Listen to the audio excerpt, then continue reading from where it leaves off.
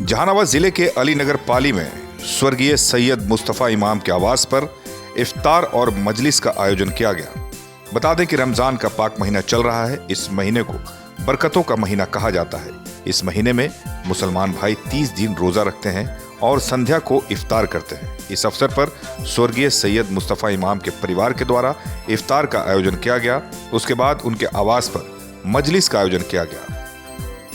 मालूम हो कि रमज़ान महीने की 21 तारीख को मोहम्मद साहब के दामाद हज़रत अली अलैहिस्सलाम को शहीद किया गया था, जिनकी याद में मजलिस का आयोजन और ताबूत बरामद किया गया। मजलिस का तकरीर गया जमा मस्जिद के इमाम मौलाना सैयद जीशान हैदर ने किया।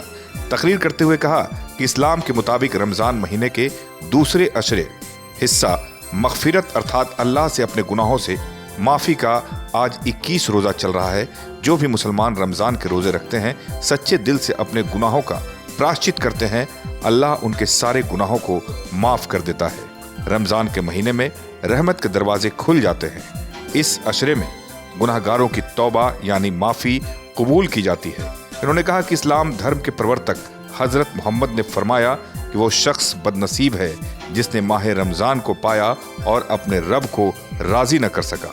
मौलाना ने लोगों को इस महीने की फजीलतों से रूबरू कराया। वहीं हज़रत अली के शुजात और दुनिया में किए गए इंसानियत के पैगाम को सुनाया। इन्होंने कहा कि ये महीना अपने गुनाहों को माफ़ करवाने का महीना है। अपने आसपास गरीबों की मदद करें। ऐसे तो हर दिन अल्लाह का दिन है और हमेशा इंसानियत के रास्ते पर चलें, लेकिन रमज़ान में अल्लाह अपने बंदों पर ज़्यादा मेहरबान होता है। मजलिस की शुरुआत सैयद मोहम्मद अब्बास इमाम, वफ़ी हसन, अली इमाम और सैयद मुबारक हसन की तकरीर से हुआ। वहीं इफ्तार और मजलिस में दर्जनों लोगों ने शिरकत की। एसके मिर्जा, ईशा न्यूज़ के लिए।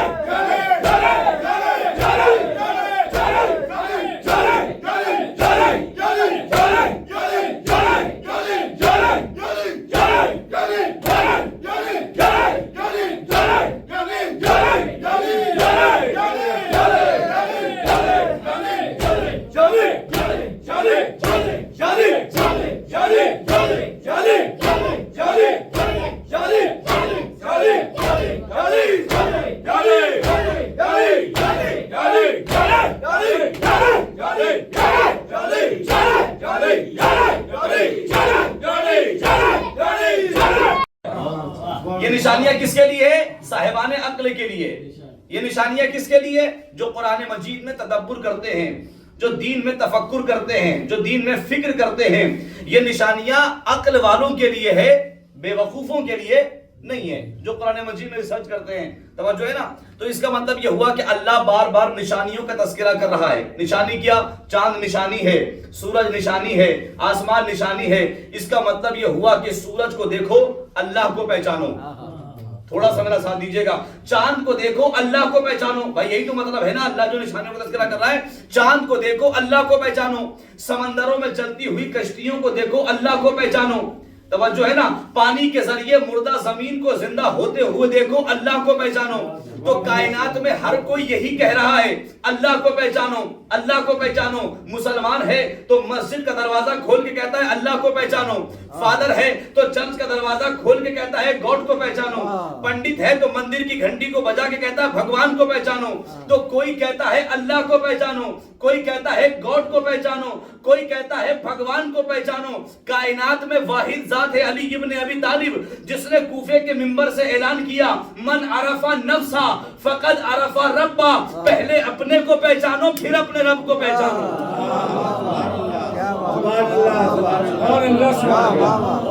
सलावत पढ़े पर मोहम्मद।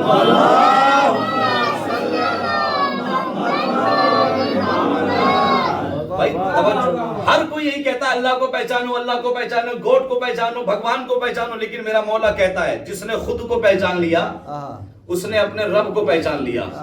جس نے خود کو نہیں پہچانا اس نے اپنے رب کو نہیں پہچانا. خدا کی قسم پوری مجلس ایک طرف، مولا کا یہ جملہ ایک طرف. من عرف نفسا فقد عرف ربا. جس نے خود کو پہچان لیا اس نے اپنے رب کو پہچان لیا. اللہ نے کہا کہ اس ہماری نشانیوں کو پہچاننا ہے تو ہماری طرف سے بھیجے ہوئے افراد کے معجزے کو دیکھو. اب سوال یہ پیدا ہوتا ہے کہ اللہ کے بھیجے ہوئے نمائندے ہیں کیسے، ہے نا. اب میں آپ کے سامنے سورہ یاسین کی ایک آیت پڑھ رہا ہوں. اللہ سورہ یاسین میں کہتا ہے بسم اللہ الرحمن الرحیم وَآیَةٌ لَهُمُ الْأَرْضُ الْمَيْتَةُ أَحْيَيْنَاهَا وَأَخْرَجْنَا حَبًّا فَمِنْهُ يَأْكُلُونَ. صاحبان علم کا مجمع ہے. اللہ کہتا ہے میری نشانی یہ ہے، اللہ کہتا ہے میری نشانی یہ ہے کہ ایک مردہ زمین تھی ہم نے اسے زندہ کیا. ایک مردہ زمین تھی ہم نے اسے زندہ کیا. میرے مالک ہم نے تو آج تک یہی دیکھا کہ جانور پیدا ہوئے جانور مر گئے، انسان پیدا ہوا انسان مر گیا. میرے مالک تو کہہ رہا ہے زمین مردہ، کیا زمین بھی کوئی مردہ ہونے والی چیز ہے؟ دیکھیں میں آیت پڑھ رہا ہوں، کیا زمین بھی کوئی مردہ ہونے والی چیز ہے؟ خالق کائنات آواز دے گا آیت ٹھیک سے پڑھ. وَأَخْرَجْنَا حَبًّا فَمِنْهُ يَأْكُلُونَ. اللہ کہتا ہے جس زمین سے غلہ اگے،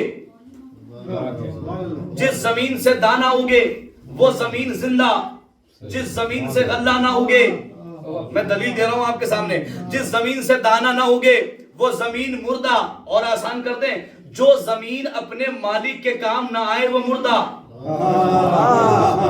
توجہ فرمائیے گا، جو زمین اپنے مالک کے کام آئے وہ زندہ. توجہ فرمائیے گا. اس کا مطلب اللہ نے صاف صاف قرآن مجید میں بتا دیا کہ جو زندگی میں دوسروں کے کام نہیں آتے اسے مردہ کہتے ہیں.